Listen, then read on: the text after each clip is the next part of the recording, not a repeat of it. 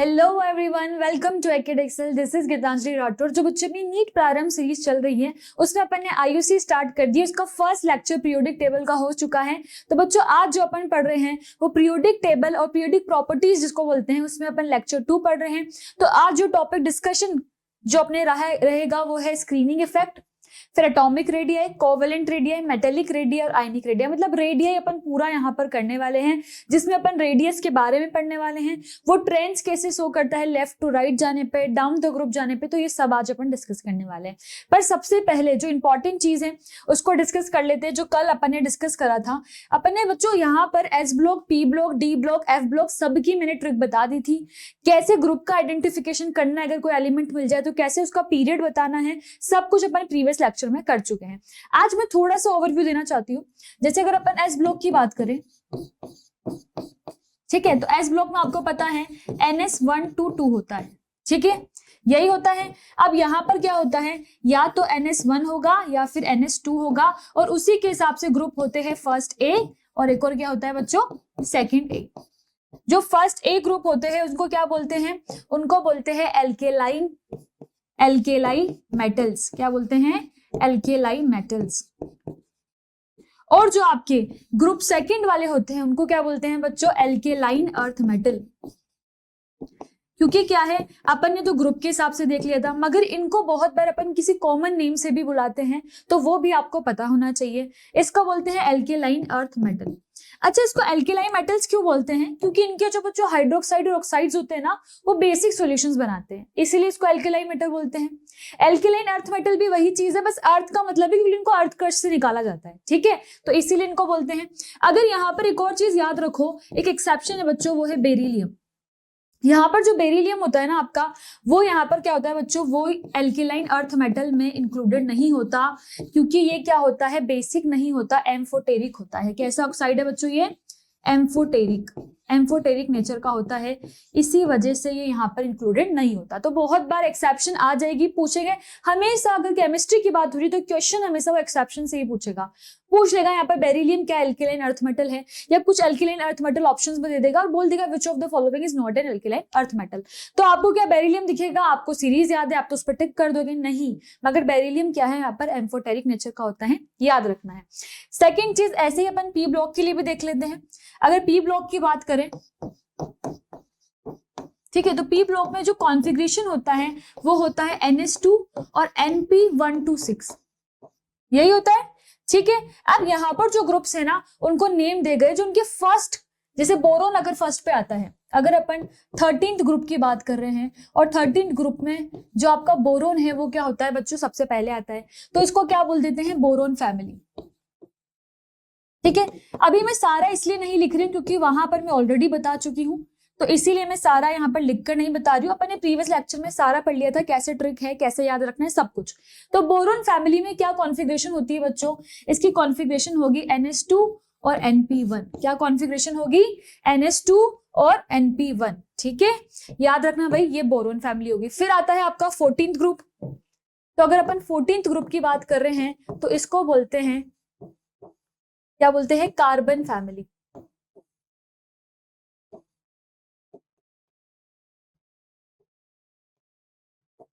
ठीक है बच्चों, कार्बन फैमिली बोलते हैं, और इसकी जो कॉन्फ़िगरेशन होती है वो होती है NS2 NP2। अच्छा, अगर मैं यहाँ से वैलेंस इलेक्ट्रॉन पूछूं तो क्या आप बता पाओगे, जैसे अगर बोरोन की पूरी फैमिली की बात हो रही है, जिसमें बोरोन जो भी होते हैं आपके यहाँ पर, बैंगन, आलू, गाजर, इनथेला, यही ट्रिक बताई थी मैंने।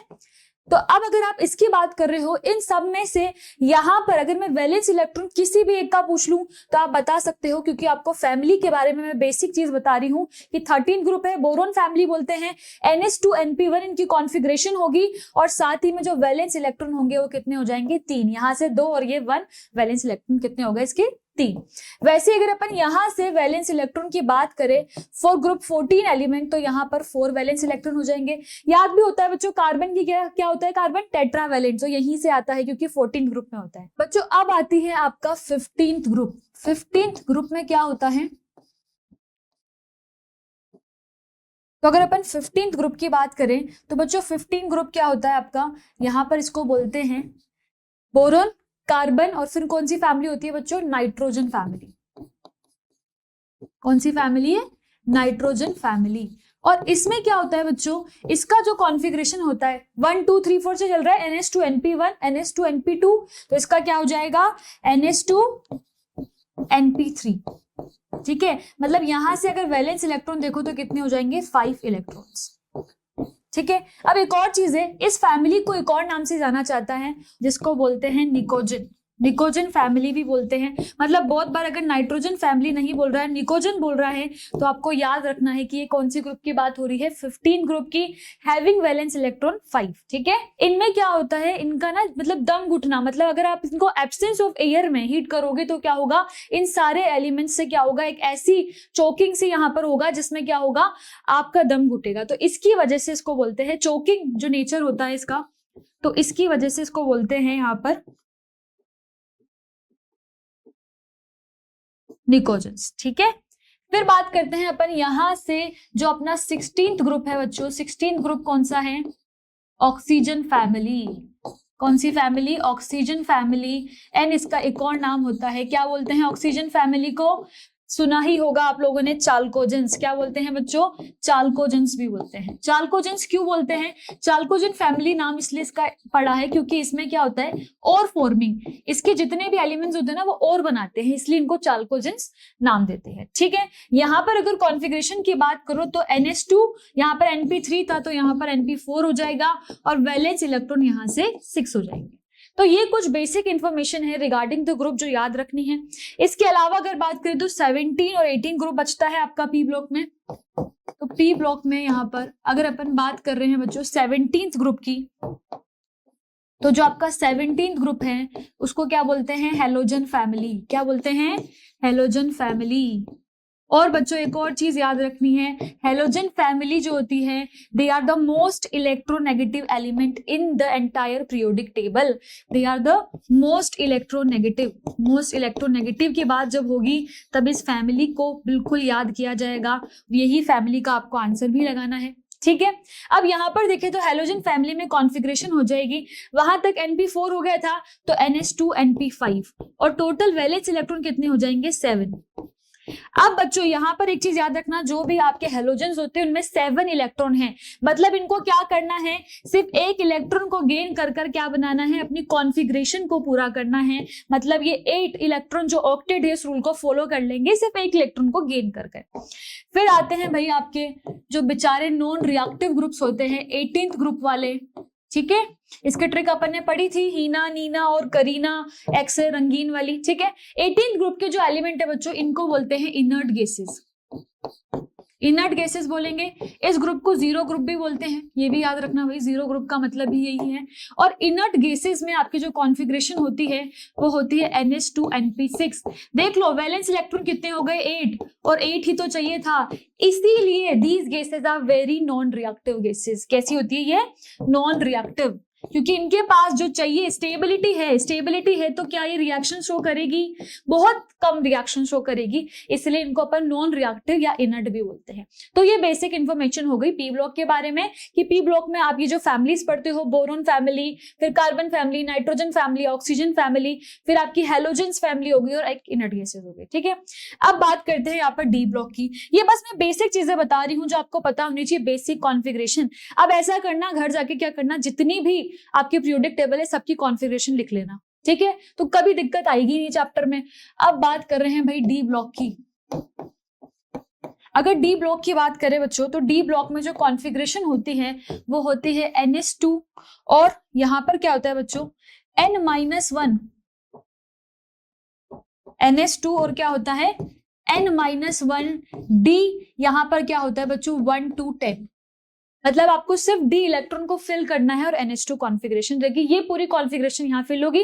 जब पी ब्लॉक की बात करी तो क्या हो रहा था? पी ब्लॉक में इलेक्ट्रॉन फिल कर रहे थे। डी ब्लॉक की बात हो रही तो कहाँ इलेक्ट्रॉन फिल हो रहे हैं? डी ब्लॉक में फिल हो रहे हैं। ठीक है, इनको ट्रांजिशन मेटल्स भी बोलते हैं। क्या बोलते हैं? ट्रांजिशन मेटल्स भी बोलते हैं। मैंने कल बताया था बच्चों, ये बात अपन कर चुके हैं कि ट्रांजिशन मेटल्स में कौन कौन से आते हैं आपके, जिसमें अपन ने वो साइंस टीचर विनीता करमानी वाली जो सीरीज थी वो पढ़ी थी।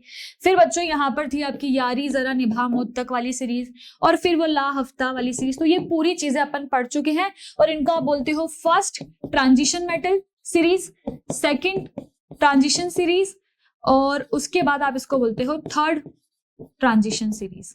ठीक है, तो ये चीज याद रखना, इसको फर्स्ट सेकंड थर्ड बोलते हैं, एंड इनको कलेक्टिवली क्या बोलते हैं, ट्रांजिशन मेटल्स।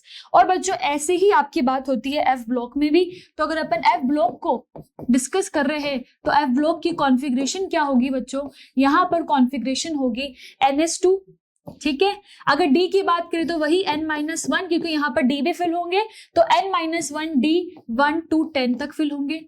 अब यहाँ पर F के इलेक्ट्रॉन, F ब्लॉक का मतलब क्या है, F के इलेक्ट्रॉन भी आएंगे, तो n-2 F में क्या होगा 1 to 14। बताया था मैंने 14 एलिमेंट थे जो अपन ने ट्रांजिशन, जब अपन ने F ब्लॉक पढ़ा था तो मैंने बताया था लेंथेनॉइड सीरीज होती है बच्चों।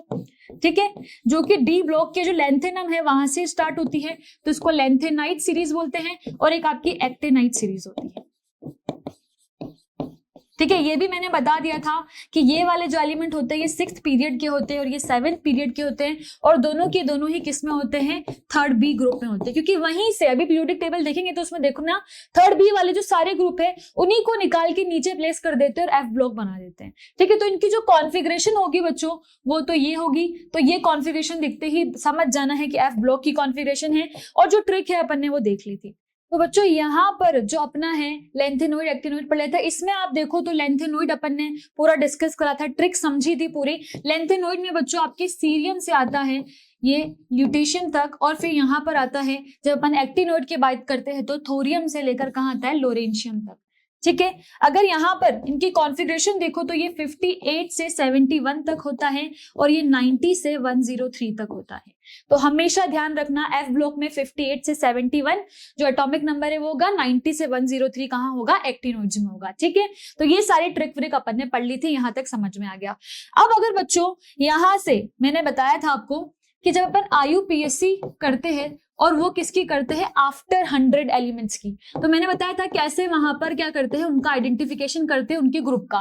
तो अगर 104 है तो जो लास्ट की 2 डिजिट है उनको ऐड कर रहे थे और उनका ग्रुप नंबर बता रहे थे। ठीक है, अगर अपन IUPAC की बात करें आफ्टर 100 एलिमेंट की, अगर अपन बात करें जो 100 के बाद वाले एलिमेंट है, बच्चों आफ्टर 100 एलिमेंट के लिए सिर्फ आपको जो अपन ऑर्गेनिक में भी कर रहे थे ये 5, 6, 7, 8, 9, 10 के लिए आपको क्या याद रखना है, 9 के लिए आपको क्या याद रखना है बच्चों, एक मैं यहाँ पर सीरीज बताने वाली हूँ कि अगर 1 होगा तो उसके लिए क्या होता है, और यहाँ पर एक और चीज ऐड करनी है, 0 अपन ऐड करना भूल गए, तो 0 को भी ऐड करना है।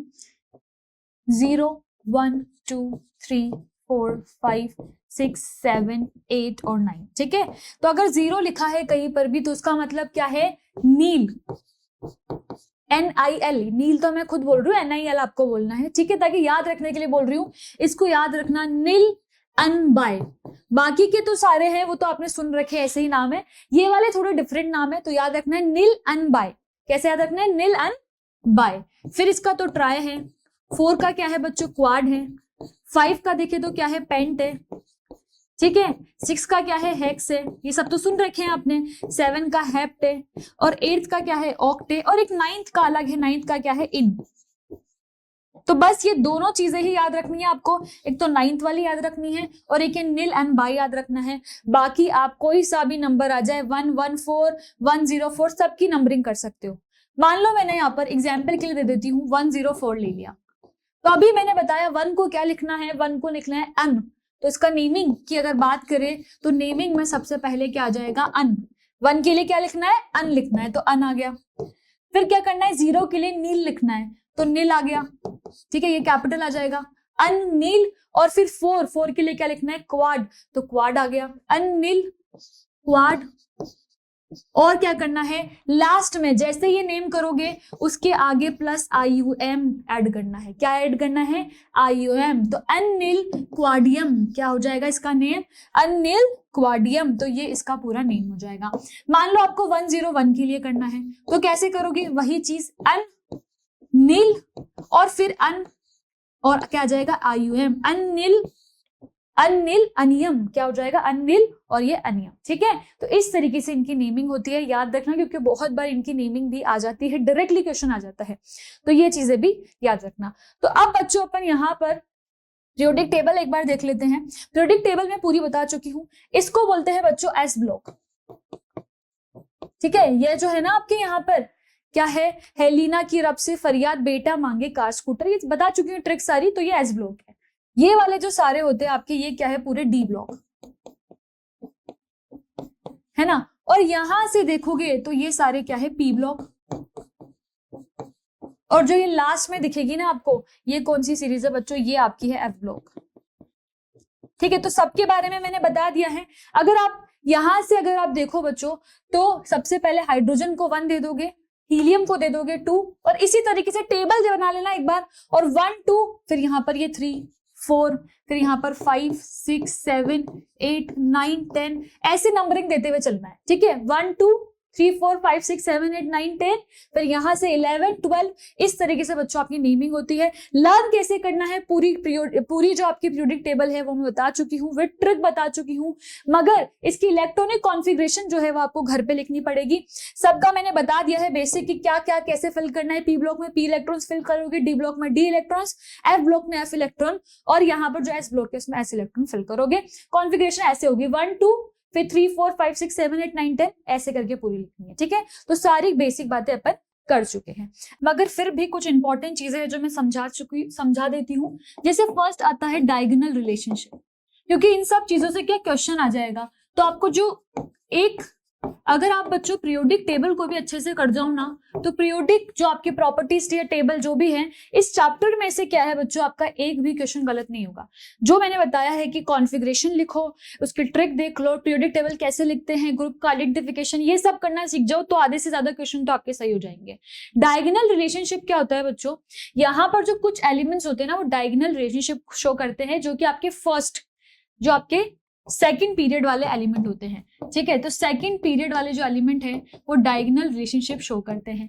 जैसे कि अगर अपन बात करें तो आपके जो सेकंड पीरियड वाले हैं, एक तो लिथियम हो गया, ठीक है, ठीक है, फिर आ गया यहाँ पर BeMg, ठीक है, बैंगन आलू, फिर यहाँ पर देख लो आप इसके अलावा करिश्मा शिल्पा, ये सब ट्रिक मैं बता चुकी हूँ। तो ये सब में देखोगे ना, तो जो ये आपका लिथियम है ये मैग्नीशियम से क्या करेगा, ज्यादा प्रॉपर्टी शो करेगा। बेरिलियम जो है आपका वो एल्यूमिनियम से ज्यादा प्रॉपर्टी शो करेगा। जो बोरोन है वो किससे प्रॉपर्टी शो करेगा बच्चों, सिलिकॉन से शो करेगा। और साथ ही में यहाँ पर एक और एक्स्ट्रा भी लिख लो, यहाँ पर क्या है, नाइट्रोजन। तो नाइट्रोजन जो है बच्चों, यहाँ पर अगर आप देखोगे तो जो आपका कार्बन है वो फॉस्फोरस से ज्यादा प्रॉपर्टी शो करेगा। तो ये क्या कर रहे हैं, डायगोनल, ऐसे डायगोनली क्या कर रहे हैं बच्चों, रिलेशनशिप शो कर रहे हैं। तो इसी को बोलते हैं डायगोनल रिलेशनशिप। बहुत बार पूछ लेगा इनमें से कौन से एलिमेंट है जो डायगोनल रिलेशनशिप शो करेंगे, तो याद रखना जो ऐसे जा रहे होंगे। ये क्या है, ये तो एक ग्रुप के पार्ट है, ये जैसे फर्स्ट ए का हो गया, ये सेकंड ए का हो गया, फिर ये क्या हो गया आपका बैंगन आलू हो गया, कार्बन सिलिकॉन, तो ये सारे एक ग्रुप में है। पर ये दूसरे ग्रुप के जो इसके एडजेसेंट ग्रुप है उसके साथ में डायगोनल रिलेशनशिप शो कर रहे हैं। तो इन्हीं को बोलते हैं डायगोनल रिलेशनशिप शो करना। क्यों शो करते हैं, तो अगर इसका रीजन देखें तो रीजन है बच्चों, इनका सेम आयनिक पोटेंशियल होता है। सेम वैल्यू, सेम नहीं, आप इसको ऐसे बोल सकते हो, nearly same, nearly same value for ionic potential. जो आयनिक पोटेंशियल होता है ना, आगे डिस्कस करेंगे, ऐसे बिल्कुल कंफ्यूज नहीं होना है कि आयनिक पोटेंशियल क्या है, आगे सब डिस्कस करेंगे। तो आयनिक पोटेंशियल जो होता है बच्चों, होता है चार्ज अपॉन साइज। तो ये इसका जो रेशो होता है ना वो इन सब का सेम आता है, सबका सेम आ जाता है, नियरली सेम, पूरा एग्जैक्ट सेम नहीं। तो इसी वजह से ये क्या करते हैं, डायगोनल रिलेशनशिप शो करते हैं। जैसे लिथियम का जो अपना आयनिक पोटेंशियल आएगा वो मैग्नीशियम का से सेम होगा, फिर जो बेरिलियम का आएगा वो एल्यूमिनियम से सेम होगा। इसी वजह से ये क्या करते हैं, डायगोनल रिलेशनशिप शो करते हैं। मतलब जो ज्यादा प्रॉपर्टी मिलती है वो इनकी मिलती है बजाय कि ग्रुप में होने के। ठीक है, अब यार अगर ये यहाँ पर जो सारे के सारे एलिमेंट है आपके सेकंड पीरियड वाले, ये सेकंड है और ये थर्ड पीरियड वाले हैं, तो आप देख रहे हो कि सेकंड पीरियड वाले तो क्या कर रहे हैं, अलग एक एनालोमस बिहेवियर शो कर रहे हैं क्योंकि डायगोनल रिलेशनशिप कर रहे हैं। तो इसका मतलब यहाँ पर अगर अपन बात करें कि अपने ग्रुप को रिप्रेजेंट कर रहे हैं क्या, तो नहीं कर रहे। तो ग्रुप को रिप्रेजेंट कौन करेंगे, थर्ड पीरियड वाले। तो इसीलिए जो थर्ड पीरियड वाले एलिमेंट है उनको बोलते हैं टिपिकल एलिमेंट्स, क्योंकि वो अपने ग्रुप की जितनी भी प्रॉपर्टीज है उसको शो कर रहे हैं। फर्स्ट वाले तो मैंने बता दिया क्यों नहीं शो कर रहे भाई, क्योंकि ये तो क्या है, डायगोनल रिलेशनशिप शो कर रहे हैं। तो इनकी जो वैल्यूज होती है ना बच्चों, इनकी हाई इलेक्ट्रोनेगेटिविटी होती है और हाई आयनाइजेशन एनर्जी होती है, जिस वजह से ये क्या करते हैं, अपने ग्रुप में जिसमें होते हैं उसकी प्रॉपर्टी कम शो करते हैं और डायगोनली ज्यादा शो कर रहे हैं। तो इसका मतलब टिपिकल एलिमेंट्स कौन से हो जाएंगे, जो अपने ग्रुप की प्रॉपर्टी शो कर रहे हैं वो कौन से हो जाएंगे, थर्ड पीरियड वाले। तो याद रखना, जब डायगोनल रिलेशनशिप की बात हो तो सेकंड पीरियड हो जाएगा, और जब टिपिकल एलिमेंट की बात हो तो क्या हो जाएगा, थर्ड पीरियड हो जाएगा। और ऐसे ही बच्चों अगर यहां पर मैं पूछूं और भी चीजें पूछूं, जैसे ट्रांजिशन एलिमेंट वगैरह तो मैंने बता दिया कि क्यों होते हैं, ठीक है। अब अगर अपन यहां पर देखें और भी चीजें, जैसे अगर मैं पूछ लूं मोस्ट इलेक्ट्रोनेगेटिव एलिमेंट, तो अभी मैंने बताया था जब आपको हेलोजन पढ़ाया था कि हेलोजन फैमिली की बात होगी, जब भी इलेक्ट्रोनेगेटिविटी के बारे में डिस्कस होगा तो आप डायरेक्टली बोल दोगे 17th ग्रुप, कुछ सोचना समझना नहीं है, क्या बोल दोगे, 17th ग्रुप, ठीक है। वैसे ही अगर मैं यहां पर बात करूं मोस्ट इलेक्ट्रोपॉजिटिव एलिमेंट की, जो बहुत ज्यादा इलेक्ट्रोपॉजिटिव है, तो इलेक्ट्रोपॉजिटिव की जब बात होगी तब किसकी बात होगी बच्चों, इलेक्ट्रोपॉजिटिव में आपके एल्कली मेटल्स आते हैं। कौन से metal, alkali, first A group वाले, ठीक है। तो याद रखना भाई एल्कली मेटल जो है ये सबसे ज्यादा इलेक्ट्रो पॉजिटिव होते हैं। फिर अगर बोल दिया कि मैक्सिमम नंबर ऑफ गैसेस कहां मिलती है, maximum number of gaseous element, कि सबसे ज्यादा गैसियस एलिमेंट कौन से ग्रुप में मिलेंगे, तो याद रखना बच्चों 18th ग्रुप। कौन सा ग्रुप आपका, जो आपका इनर्ट गैसेस वाला ग्रुप है, जिसको जीरो ग्रुप भी बोलते हो, वो वहां पर सारी की सारी क्या मिलेगी, गैसेस मिलेगी, ठीक है। तो ये चीजें याद रखना, मोस्ट इलेक्ट्रोनेगेटिव कौन है, मोस्ट इलेक्ट्रोपॉजिटिव कौन है, गैसियस एलिमेंट्स कहां ज्यादा मिलेंगे। और इसी के साथ बच्चों एक और होता है ट्रांसयूरेनिक, बड़ा अजीब सा नाम लग रहा है ना, ट्रांसयूरेनिक एलिमेंट्स भी बहुत बार पूछ लेता है कि क्या होते हैं। ट्रांसयूरेनिक एलिमेंट्स क्या होते हैं बच्चों, ऐसे एलिमेंट्स होते हैं, ये ट्रांसयूरेनिक एलिमेंट्स ऐसे एलिमेंट्स हैं जो क्या करते हैं, ये जो आपका जो यूरेनियम होता है ना उसके बाद आते हैं। जैसे अगर अपन लेंथेनाइट सीरीज की बात कर रहे हैं तो थोरियम आता है, ठीक है, फिर आपका यहाँ पर थोरियम आता है, फिर यहाँ पर यूरेनियम आता है। तो यूरेनियम के बाद वाले जितने भी हैं, आफ्टर यूरेनियम जो होते हैं, इसको अपन पिंक से लिखते हैं, आफ्टर यूरेनियम जितने भी होते हैं वो क्या होते हैं, ट्रांसयूरेनिक। आफ्टर यूरेनियम जो एलिमेंट्स होते हैं दे आर कॉल्ड ट्रांसयूरेनिक। क्यों इनको ट्रांसयूरेनिक बोलते हैं, because these elements are man made. कैसे एलिमेंट्स है बच्चों, ये सारे क्या है, मेन मेड एलिमेंट्स है, मेन मेड एलिमेंट्स हैं, रेडियो एक्टिव है, इसीलिए यहाँ पर इनको क्या बोलते हैं, ट्रांसयूरेनिक, ठीक है। तो अब ये चीज याद रखना कि ये सारे क्या है, मेन मेड रेडियो एक्टिव है, इसी की वजह से इनको नेम दिया जाता है ट्रांसयूरेनिक। अगर पूछ ले कि फर्स्ट एलिमेंट कौन सा है मेन मेड, तो कौन सा होगा बच्चों, टेक्नीशियम, ठीक है। याद रखना फर्स्ट मेन मेड एलिमेंट कौन सा होगा, टेक्नीशियम। तो ये कुछ बातें अपन ने कर ली है, पूरा पीरियोडिक टेबल यहाँ पर अपना खत्म हो चुका है, मतलब पीरियोडिक टेबल चैप्टर नहीं खत्म हुआ है, पीरियोडिक टेबल की जो जनरल चीजें हैं वो अपन ने पढ़ ली है।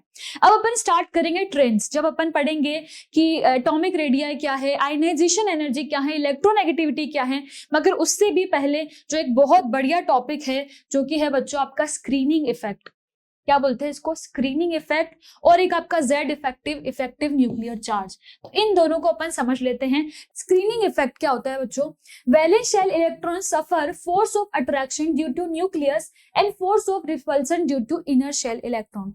मतलब जो आपके वैलेंस शेल है उनमें क्या होगा, एक तो अट्रैक्शन होगा न्यूक्लियस की वजह से। मान लो अगर अपन यहाँ पर बात कर रहे हैं, ये आपका न्यूक्लियस है और यहाँ पर इलेक्ट्रॉन है, और एक इलेक्ट्रॉन मान लो एक और शेल है उसमें इलेक्ट्रॉन है, तो ये क्या बोल रहा है, जो वैलेंस शेल इलेक्ट्रॉन कौन सा होता है, जो लास्ट शेल में जो इलेक्ट्रॉन होता है यही होता है। अब ये जो इलेक्ट्रॉन है ना, एक ये तो क्या करेगा, इससे तो इसको अट्रैक्शन मिलेगा, न्यूक्लियस से तो क्या मिल रहा होगा, अट्रैक्शन मिल रहा होगा। और बच्चों अगर अपन इस इलेक्ट्रॉन की बात करें तो ये इलेक्ट्रॉन क्या कर रहे होंगे, आपस में रिपल्जन कर रहे होंगे। तो एक से तो इसको अट्रैक्शन मिल रहा है जो कि न्यूक्लियस है, और जो इसके साथ वाला इलेक्ट्रॉन है दूसरी शेल में, जो इनर शेल में है, ये कैसा हो गया, लास्ट शेल को आउटर बोल देंगे, इसको इनर बोल देंगे। तो इनर शेल के इलेक्ट्रॉन क्या कर रहा है, इसको रिपल्जन कर रहा है। तो याद रखना जो वैलेंस शेल इलेक्ट्रॉन है उसमें दो चीजें लग सकती है, एक तो अट्रैक्शन लगता है न्यूक्लियस का, और जो इनर शेल के इलेक्ट्रॉन्स है उनका क्या लगता है, रिपल्जन लगता है। और उसी की वजह से यहाँ पर ये दो इफेक्ट अराइज होते हैं जिनको बोलते हैं स्क्रीनिंग इफेक्ट और इफेक्टिव न्यूक्लियर चार्ज। तो स्क्रीनिंग इफेक्ट क्या है इसमें से, the decrease in force of attraction on valence electron due to inner shell electron is called screening effect. अच्छा, शील्डिंग इफेक्ट भी बोलते हैं इसको। शील्डिंग क्या होता है? अपने आप को बचाना, यही होता है कि शील्ड करना। कि मान लो मेरे आगे कोई आकर खड़ा हो गया और कहीं से अटैक हो रहा है तो मुझे शील्ड कर रहा है, यही होता है। अब यहाँ पर क्या बोल रहे हैं कि मान लो ये न्यूक्लियस है, इसका एक इलेक्ट्रॉन है, ठीक है, और मान लो ये दूसरी शेल है, इसका एक इलेक्ट्रॉन है, सेम एग्जांपल दे रहे हैं। अब ये यहाँ पर बोल रहा है कि जो फोर्स ऑफ अट्रैक्शन है उसमें क्या होना, डिक्रीज होना। मतलब न्यूक्लियस जो इस पे, इस वाले लास्ट वाले इलेक्ट्रॉन पे जो क्या लगाने वाला था, अट्रैक्शन लगाने वाला था, वो कम हो जाएगा, क्योंकि बीच में क्या आ रहा है, ये वाला इलेक्ट्रॉन आ रहा है। तो ये इसको क्या कर रहा है बच्चों, जो न्यूक्लियस का जो अट्रैक्शन है उससे शील्ड कर रहा है। ये इलेक्ट्रॉन क्या कर रहा है, शील्डिंग, या फिर आप इसको ऐसे बोल सकते हो, शील्डिंग वैलेंस शेल इलेक्ट्रॉन को ये शील्ड कर रहा है फ्रॉम अट्रैक्शन ऑफ न्यूक्लियस। किससे कर रहा है, अट्रैक्शन। जो न्यूक्लियस, अट्रैक्शन तो नॉर्मल सी बात है न्यूक्लियस का ही होगा। तो ये वाला जो आपका इलेक्ट्रॉन है जो इनर शेल में है, वो क्या कर रहा है, शील्डिंग कर रहा है वैलेंस शेल इलेक्ट्रॉन की। किससे, अट्रैक्शन से। अट्रैक्शन किसका होगा, न्यूक्लियस का होगा, नॉर्मल सी चीज है। तो न्यूक्लियस के अट्रैक्शन से इसको शील्ड कर रहा है, तो इस इफेक्ट को बोलेंगे शील्डिंग इफेक्ट या फिर स्क्रीनिंग इफेक्ट। ठीक है, यहां तक समझ में आ गया। अब जेड इफेक्टिव देखो, जेड इफेक्टिव क्या है। जेड इफेक्टिव क्या है बच्चों, जो अपना स्क्रीनिंग इफेक्ट है उसकी वजह से क्या हो रहा है, जो वैलेंस शेल इलेक्ट्रॉन है, due to screening effect valence shell electron experience less force of attraction exerted by nucleus, that is the total attraction force experienced by valence shell electron is represented by a number z effective। मान लो इससे तो ये shield हो गया, इसको shielding effect बोल दिया, मगर इसमें कितना अट्रैक्शन लगा उस चीज को बोलते हैं z इफेक्टिव। जितना इसके अंदर न्यूक्लियर चार्ज है इसके शील्ड होने के बाद, तो उसको बोलते हैं आपका z इफेक्टिव। ठीक है, यही चीज लिख रखिए, धीरे से reduction in nuclear charge due to screening effect, और उस रिडक्शन को ही क्या बोलते हैं, इफेक्टिव न्यूक्लियर चार्ज। इसको आप ऐसे भी समझ सकते हो बच्चों, मान लो यहाँ पर ये न्यूक्लियस है और न्यूक्लियस का इधर एक इलेक्ट्रॉन है और इधर एक इलेक्ट्रॉन है। तो इसको अगर मैं आपको नंबर से समझाऊं तो मान लो कि अगर मैं बोल रही हूं कि इसका 15 का ये यहाँ पर क्या लगाने वाला था, 15% यहाँ पर ये लगाने वाला था अट्रैक्शन। मगर क्या हुआ, ये जो शेल है, ये जो इलेक्ट्रॉन है, सॉरी, इस इलेक्ट्रॉन की वजह से क्या हुआ, यहाँ पर जो टोटल अट्रैक्शन लगा वो 15 नहीं लगा, और कितना लग गया, मान लो 13 लग गया। तो बाकी का 2 किसने शील्ड करा है, इसने। तो ये चीज है आपका शील्डिंग इफेक्ट और जेड इफेक्टिव। जब इस इफेक्ट का जो चार्ज, कितना इफेक्टिव चार्ज इसका लगा है, वही क्या हो जाएगा आपका जेड इफेक्टिव, कि ये जो न्यूक्लियस है वो कितना इफेक्टिव चार्ज लगा रहा है। और ये जो रिडक्शन हो गया ना, 15 मिलना था पर बेचारे को 13 ही मिला, क्योंकि 2 से तो इसने शील्ड कर दिया, 2 इसने ले लिया। यार ऐसा होता है ना, ऐसे समझो इसको, जब आप क्या, मान लो आपको कुछ काम करवाना है, तो आपके बीच में कोई एजेंट काम करवा रहा है, तो मान लो आपकी जो चीज है वो 15 रुपए की है, ठीक है, आपने उसको 15 रुपए की दी, वो बेच कितने में रहा है, 20 में बेच रहा है, तो जो 5 रुपए वो अपना कमीशन रख लेता है। तो वैसे ही ये जो इलेक्ट्रॉन है ये अपना कमीशन रख रहा है, 2 रुपए का कमीशन रख रहा है, सिर्फ 13 ही आगे जाने दे रहा है।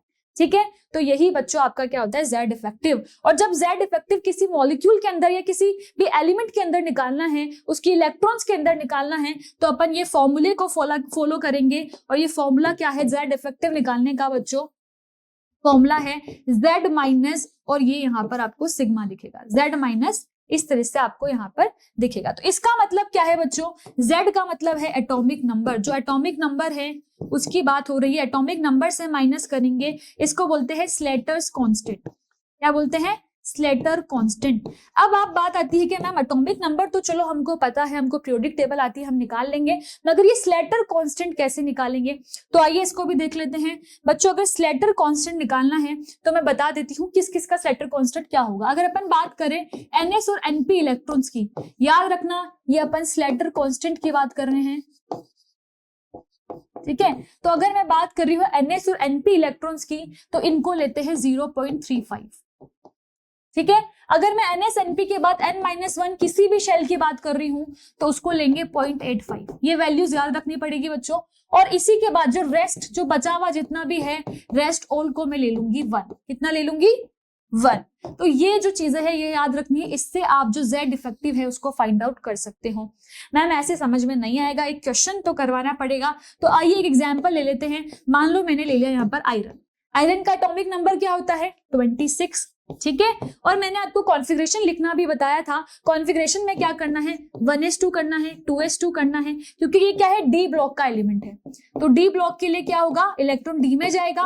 पर मैंने बताया था वहां पर भी कि आर्गन को आप पहले लिख देते हो, और आर्गन की जो कॉन्फ़िगरेशन है वो क्या होती है, 1s2, 2s2, 2p6, 3s2, 3p6, फिर आएगा आपका 4s2, और यहाँ पर 3d में भी क्या है, 6 है। ठीक है, तो समझ में आ गया भाई, ये इसकी कॉन्फ़िगरेशन है। तो सबसे पहले तो जो चीज करनी है वो क्या करनी है, कॉन्फ़िगरेशन लिखनी है। पॉइंट्स लिखती जा रही हूं मैं, हर एक किसी के अंदर जेड इफेक्ट निकालना है, सेम रूल फॉलो करना है। सबसे पहले कॉन्फ़िगरेशन लिखनी है, फिर जो कॉन्फ़िगरेशन है उसको किस में जमाना है, नंबर ऑफ शेल्स के हिसाब से जमाना है, इंक्रीजिंग ऑर्डर ऑफ शेल में। मान लो जैसे 1 वाले हैं तो 1 वाला तो सबसे पहले आ जाएगा, फिर 2 वाले सारे आ जाएंगे, 2s2, 2p6, फिर 3 वाले सारे आ जाएंगे तो 3s2, 3p6, और चेंज क्या होगा, ये डी इलेक्ट्रॉन आगे आ जाएगा क्योंकि शेल वाइज अरेंज कर रहे हैं, और बाद में आपका 4s2 आ जाएगा। क्या आ जाएगा, 4s2 आ जाएगा। तो सबसे जो आपका सेकंड पॉइंट है वो क्या हो जाएगा, शेल वाइज अरेंज करो भाई, शेल वाइज इलेक्ट्रॉनिक कॉन्फ़िगरेशन लिखनी है आपको। ठीक है, तो यही स्टेप फॉलो करना है, पहले इलेक्ट्रॉनिक कॉन्फ़िगरेशन लिखोगे, फिर शेल वाइज निकलोगे। ठीक है, अब जेड इफेक्टिव किसका निकालना है वो गिवन होगा। मान लो मैंने यहां पर बोल दिया, क्वेश्चन है जेड इफेक्टिव बताना है आपको ऑफ 4s इलेक्ट्रॉन। ठीक है, तो ये जो 4s इलेक्ट्रॉन है इसका जेड इफेक्टिव निकालना है। तो अभी मैंने क्या बताया है, NS और NP का 0.35 लेना है, N-1 है तो 0.85 लेना है।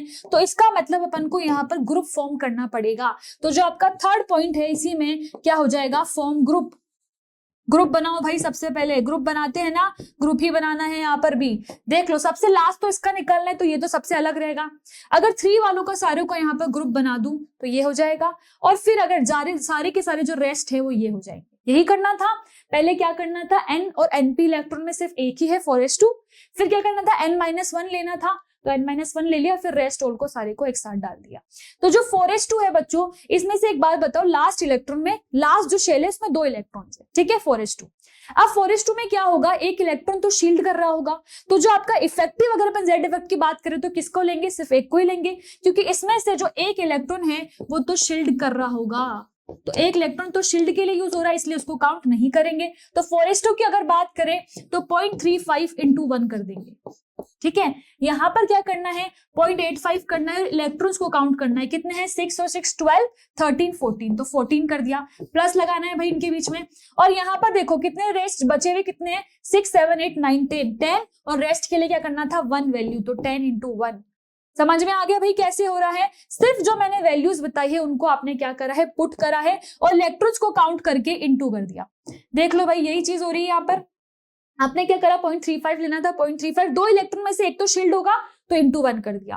फिर यहाँ पर 14 इलेक्ट्रॉन्स थे तो इंटू 0.85 कर दिया, और बाकी यहाँ पर 10 इलेक्ट्रॉन्स थे तो इंटू 1 कर दिया। तो बस क्या करना है, इसको प्लस करना है। यहाँ से अगर आप प्लस करोगे तो ये कितना हो जाएगा, ये 10 है, प्लस इसको अगर इंटू करोगे तो 11.9 आएगा, और यहाँ पर प्लस करोगे तो 0.35 आ जाएगा। तो ये जो टोटल बच्चों निकल के आएगा वो आएगा 22.5। कितना आएगा, 22.5। अब मैंने बताया था जेड इफेक्टिव निकालने का फॉर्मूला क्या होता है, तो जेड इफेक्टिव के लिए क्या करना था, अगर जेड इफेक्टिव निकालना है तो जेड माइनस सिग्मा करना था। यही करना, जेड माइनस स्लेटर कांस्टेंट। जो ये वैल्यू निकली है किसकी निकली है, इसी की निकली है, स्लेटर कांस्टेंट की ही वैल्यू निकाली है। ये पूरा किसके लिए बढ़ रहा है, स्लेटर कांस्टेंट के लिए तो बढ़ रहे हैं, तो स्लेटर कांस्टेंट निकल गया।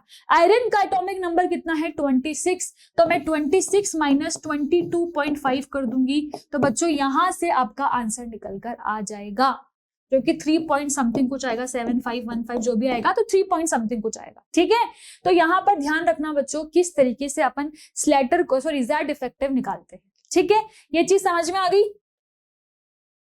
और ऐसा ही अगर कोई डी इलेक्ट्रॉन में दे रखा है, जिससे अगर आप यहाँ पर देखोगे तो कॉन्फ़िगरेशन में जो लास्ट है वो किस में आ रहा है, 4s2 का निकालना था। अगर मैं यहाँ पर सेम क्वेश्चन में बोल दूं जेड इफेक्टिव निकालो किसका, 3d इलेक्ट्रॉन का, तो कैसे निकालोगे, तो डी के लिए भी यहाँ पर कुछ वैल्यूज होती है जो मैं बता देती हूँ, नेक्स्ट पेज में बता देती हूँ बच्चों। डी के लिए जो वैल्यूज है, अगर अपन डी इलेक्ट्रॉन्स के लिए जो वैल्यूज होगी वो होगी 0.35, और बाकी का रेस्ट, उसमें कोई ग्रुप नहीं बनेगा, बाकी के रेस्ट के लिए हो जाएगी 1। तो आपको सिर्फ जो वैल्यूज याद रखनी है, एक तो ये वाले बॉक्स वाली याद रखनी है कि जब डी इलेक्ट्रॉन में निकालना हो तो सिर्फ 0.35 करना है और रेस्ट के लिए 1 लिखनी है, ठीक है। और अगर अपन बात करें यहाँ पर एनपी एनएस इलेक्ट्रॉन है, एनएस या एनपी, तो उसके लिए 0.35 लेनी है, ग्रुप बनाना है तो n-1 के लिए 0.85 और रेस्ट ऑल के लिए 1। तो यहाँ पर बच्चों जो आपका होमवर्क है वो मैं दे देती हूँ। होमवर्क में क्या करना है आपको, इसी सेम आयरन के लिए यहाँ पर अगर होमवर्क क्वेश्चन की बात करूं तो क्या होमवर्क क्वेश्चन हो जाएगा, find Z effective for 3D electron. 3D electron के लिए Z इफेक्टिव निकालना है और वैल्यू मैंने बता दी है, ये लेनी है 0.35 और बाकी सबके लिए 1। बच्चों ये अपनी शिल्डिंग इफेक्ट और अपन ने Z इफेक्टिव पढ़ लिया था, यहीं पर उसकी चीजें लिख रखी है। अगर जीरो मान लो सिंगल इलेक्ट्रॉन की बात कर रही है तो स्लैटर कांस्टेंट 0 हो जाएगा, ठीक है। वही सब चीजें जो मैंने बताई 0.35 वाला 0.85 वाला, तो वही सब चीजें लिख रखी है किस तरीके से करना है, ठीक है। यहाँ पर कुछ आपको जो ग्रुप से पीरियड उनके Z इफेक्टिव भी दे रखे हैं कैलकुलेट करके। अब यहाँ पर आती है Z इफेक्टिव की बात, तो याद रखना है बच्चों Z इफेक्टिव क्या होता है। Z इफेक्टिव होता है डायरेक्टली प्रोपोर्शनल तो होता है पॉजिटिव चार्ज के और इनवर्सली प्रोपोर्शनल होता है नेगेटिव चार्ज के। ये काम आएगा इसलिए बोल रही हूँ, याद रखना डायरेक्टली प्रोपोर्शनल किसके होगा बच्चों, पॉजिटिव चार्ज के, और इनवर्सली प्रोपोर्शनल होगा नेगेटिव चार्ज के। इनवर्सली प्रोपोर्शनल किसके होगा, नेगेटिव चार्ज के। ये चीज याद रखनी है, आगे भी काम आएगी, ठीक है। तो ये चीज को याद रखना भाई Z इफेक्टिव क्या होता है। और जो Z इफेक्टिव है यहाँ पर 2 चीजों के लिए लिख रखा है। अगर अपन बात करें किसी डिफरेंट आयन की, ठीक है, तो डिफरेंट आयन में क्या होगा Z इफेक्टिव, तो वो किस पर डिपेंड करेगा, पॉजिटिव चार्ज पे, इनवर्सली प्रोपोर्शनल है नेगेटिव चार्ज के। मतलब पॉजिटिव वाला सबसे कम हो जाएगा क्योंकि वो क्या है, पॉजिटिव की तो डायरेक्टली प्रोपोर्शनल है, तो वो सबसे ज्यादा हो जाएगा सॉरी, और जो नेगेटिव वाला है वो सबसे लीस्ट हो जाएगा, ठीक है, समझ में आ गया। और आइसो इलेक्ट्रॉनिक के लिए भी सेम ही चीज है। अब यहाँ पर देखो जब अपन Z इफेक्टिव की बात कर रहे हैं सेम आयन में, Z effective for same ion की अगर बात कर रहे हैं तो for the same shell shielding effect has the order SPDF and Z effective तो अपन को दे रखा है। मगर अगर अपन शेल्डिंग इफेक्ट की बात कर रहे हैं, ये याद रखना, ये भी आगे काम आएगा कि जब अपन शेल्डिंग इफेक्ट की बात करें सेम शेल में, सेम शेल का मतलब क्या है, जैसे मान लो मैंने 3S ले लिया, 3P ले लिया, 3D ले लिया, 3F ले लिया, तो जब शेल इनकी सेम होगी तब क्या होगा, ऑर्डर S का ज्यादा होगा, फिर P का, फिर D का, फिर F का। नॉर्मल सी बात है, शील्ड कौन ज्यादा अच्छे से कर पाएगा, S वाला ज्यादा अच्छे से कर पाएगा, तो इसीलिए इसका शील्डिंग इफेक्ट भी ज्यादा हो जाएगा। तो ये 2 चीजें याद रखना, शील्डिंग इफेक्ट के बारे में और Z इफेक्टिव के बारे में। अब अपन स्टार्ट करते हैं अपना जो अपन रेडियस पढ़ने वाले हैं। तो सबसे पहला आपका एटॉमिक रेडियस है। एटॉमिक रेडियस क्या होती है बच्चों, atomic radius is the probability of finding the electron is never zero even at a large distance from the nucleus. तो based on probability concept an atom does not have a well defined boundary. मतलब आप किसी भी element की atomic radius को calculate नहीं कर सकते हो। एक्चुअली क्यों नहीं कर सकते हो calculate, it is not calculated as boundary of an atom is not fixed, क्योंकि अपन को पता है किसी भी एटम की जो प्रोबेबिलिटी है उसको निकालते हैं, बाउंड्री फिक्स नहीं होती। As boundary of atom is not fixed, क्योंकि जो बाउंड्री है वो फिक्स नहीं है। मगर अगर आपसे पूछे कि एटॉमिक रेडियस क्या है, तो एटॉमिक रेडियस क्या है बच्चों, ये जो आपका न्यूक्लियस है और जो ये इलेक्ट्रॉन है इसके बीच की डिस्टेंस है, यही है एटॉमिक रेडियस। एटॉमिक रेडियस तो यही है, मगर क्योंकि बाउंड्री फिक्स नहीं है इसलिए अपन इसको कैलकुलेट नहीं कर पाते हैं। मगर फिर भी अगर आ जाए तो कभी भी क्या करना, जो डिस्टेंस है, इंटर न्यूक्लियर डिस्टेंस है 2 एलिमेंट की बाय 2 कर देना, तो उससे एटॉमिक रेडियस निकल जाएगा। और ऐसा मैं क्यों बोल रही हूँ, क्योंकि जो एटॉमिक रेडियस है बच्चों उसके लिए क्या लिख रखा है, कैन बी, मतलब यहाँ पर 4 टाइप्स की एटॉमिक रेडियस अपन पढ़ने वाले हैं, ठीक है। एक होगी आपकी कोवेलेंट, ठीक है, फिर होगी आयनिक, ठीक है, फिर होगी वॉन्डरवॉल और एक होगी आपकी मेटेलिक। तो ये 4 तरह की अपन जो रेडियस है वो पढ़ने वाले हैं, ठीक है। तो इनको आगे देखते हैं क्या क्या है। सबसे पहले बात करेंगे कोवेलेंट रेडियस की, ठीक है। तो कोवेलेंट रेडियस क्या होती है बच्चों, सबसे पहले तो it is 1/2 of the distance between the centres of 2 nuclei. इस सेंटर, इस न्यूक्लियाई के बीच की और इस न्यूक्लियाई के बीच की डिस्टेंस को क्या बोल देंगे अपन, कैसी डिस्टेंस हो गई है बच्चों, कोवेलेंट रेडियस हो गई, ठीक है। तो बस यही चीज है आपकी कोवेलेंट रेडियस के बारे में। अब यहाँ पर क्या है, यहाँ पर तो आपको एक कैसा सब्सटेंस दे रखा है जिसमें A और B है, मतलब हेटेरोन्यूक्लियर दे रखा है। तो अपन होमोन्यूक्लियर के लिए भी बात कर लेते हैं और इन दोनों के लिए कैसे अपन कोवेलेंट रेडियस को फाइंड आउट करेंगे। तो अगर मैं बात करूं यहाँ पर कोवेलेंट रेडियस की, ठीक है। अगर अपन कोवेलेंट रेडियस को डिस्कस कर रहे हैं तो इसमें एक चीज याद रखना, कोवेलेंट रेडियस दो एलिमेंट्स के लिए हो सकती है, या तो वो होमोन्यूक्लियर हो, मतलब जो न्यूक्लियस है वो सेम एलिमेंट के ही है, होमोन्यूक्लियर हो, या फिर वो क्या हो बच्चों, हेट्रोन्यूक्लियर। कैसा हो, हेट्रोन्यूक्लियर। क्या नेम से समझ में आ रहा है? बिल्कुल समझ में आ रहा है। यहां पर देखोगे तो यहां पर क्या हो रहा है बच्चों, एक तो होगा आपका ए, ठीक है, ये ए है मान लो, और यहीं पर क्या होगा ए, मतलब दोनों क्या है, ए है, सेम, जब न्यूक्लियस है, सेम एलिमेंट की बात कर रहे हैं तो उसको बोलेंगे क्या, होमोन्यूक्लियर। मगर मान लो मैं यहां पर ले लू ए और यहां पर ले लू बी, तो ये कैसे हो जाएंगे, दो डिफरेंट न्यूक्लियस है, दो डिफरेंट एलिमेंट के। तो इस तरीके से बच्चों अपन फाइंड आउट करते हैं, और इसका किस तरीके से फाइंड आउट करेंगे उसको भी देख लेते हैं। मान लो अगर मैं यहाँ पर रेडियस पूछूं आपसे ए की, तो क्या हो जाएगी, रेडियस हो जाएगी जो यहां तक आ रही है वो हो जाएगी रेडियस ऑफ ए, और यहां पर क्या हो जाएगी, रेडियस ऑफ ए। सेम ऐसे ही यहां पर भी होगा। अगर यहां से अपन ये ड्रॉ करें और ड्रॉ करके यहां पर बोल दे कि ये वाला जो है ये है रेडियस ऑफ ए, और जो ये वाला है वो क्या है, रेडियस ऑफ बी। समझ में आ जाएगा रेडियस ऑफ ए और बी क्या है। तो अगर मैं यहां से टोटल डिस्टेंस की बात करूं तो क्या मैं वो फाइंड आउट कर सकती हूं, बिल्कुल।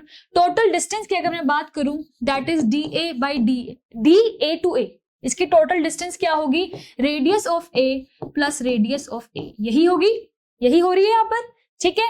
चलो ऐसा करते हैं, इसकी यहां लिख लेते हैं ताकि कोई कंफ्यूजन ना हो।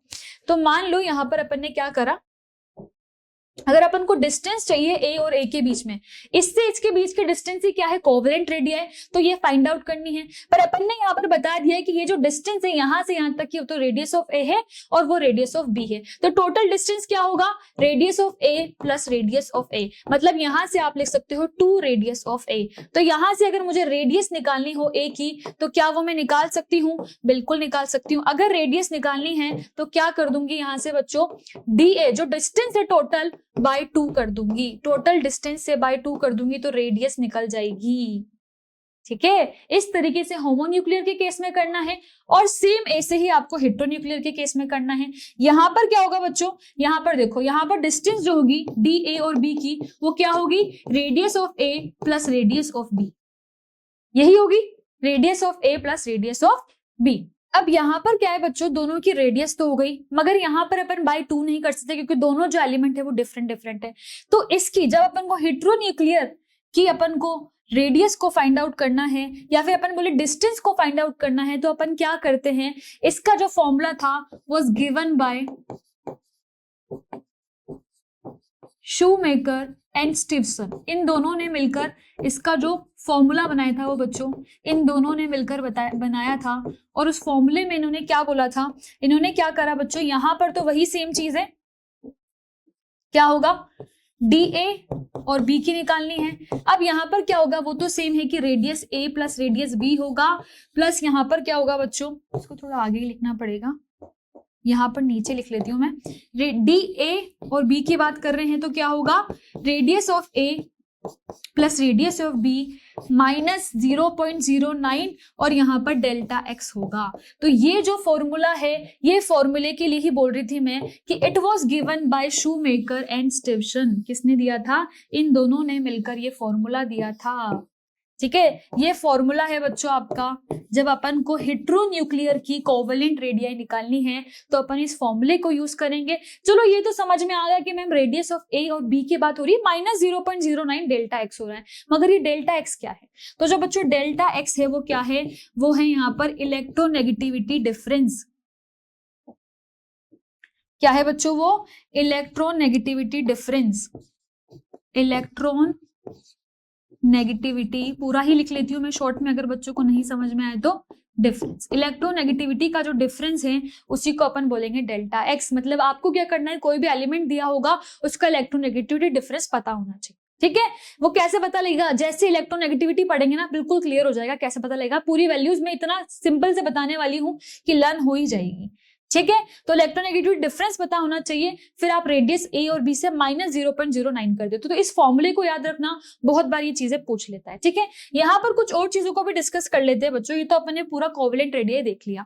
एक और चीज यहाँ पर जो होती है वो होती है कि अगर सिंगल बॉन्ड की बात कर रहे हो या डबल बॉन्ड की बात कर रहे हो तब क्या चीजें याद रखनी है। तो इनको नोट पॉइंट्स लिख लो, आप नोट बना के लिख लेना कि जब भी अपन बात कर रहे हैं कि नंबर ऑफ बॉन्ड्स जो होते हैं, number of bonds between two atoms, जब नंबर ऑफ बॉन्ड्स की बात हो रही है दो एटम के बीच में, अगर वो इंक्रीज हो रहे हैं, नंबर ऑफ बॉन्ड्स इंक्रीज हो रहे हैं, मान लो मैंने एक सिंगल बॉन्ड ले लिया, एक मैंने डबल बॉन्ड ले लिया और एक मैंने ट्रिपल बॉन्ड ले लिया, तो इस केस में क्या हो रहा है, नंबर ऑफ बॉन्ड्स जो है वो इंक्रीज हो रहे हैं दो एलिमेंट्स के बीच में।